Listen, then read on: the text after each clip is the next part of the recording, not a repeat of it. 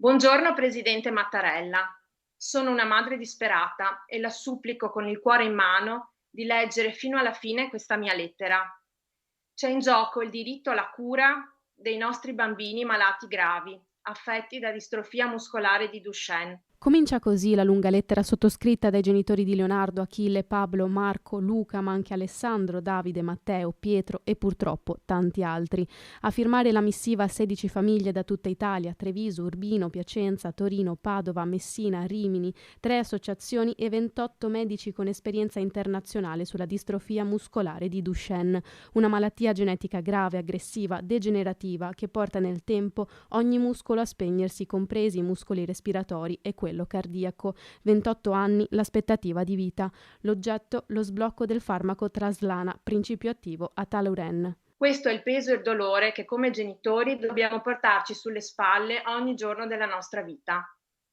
Scrivo questa missiva in nome di tanti genitori che, come me, si vogliono appellare a lei per chiederle di non lasciarci soli. I nostri figli hanno diritto a poter vivere dignitosamente e nelle migliori condizioni possibili. Un appello accorato al Capo dello Stato per rendere accessibile il farmaco sperimentale dopo lo stop dettato dall'Agenzia Europea dei Medicinali EMA, una patologia per cui il tempo è risorsa fondamentale e che il medicinale contribuisce ad allungare.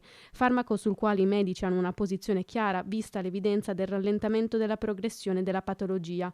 Richiesta che nella voce di Elena contiene la disperazione di tutte le famiglie con figli affetti da distrofia di Duchenne. Un giorno importante, il 29 febbraio, per chi è affetto da malattia rara, di più per chi soffre di distrofia di Duchenne. Sappiamo, trapelata insomma qualche voce, che potrebbe essere anche proprio un giorno decisivo in merito al destino di questo farmaco. Quindi siamo tutti diciamo in trepidante attesa, perché ci sono ancora delle speranze. Penso che la disperazione di un genitore e la speranza di vedere il proprio figlio avere condizioni di vita migliori, sapendo già la patologia che dovrà affrontare, ti porta a voler far più rumore possibile.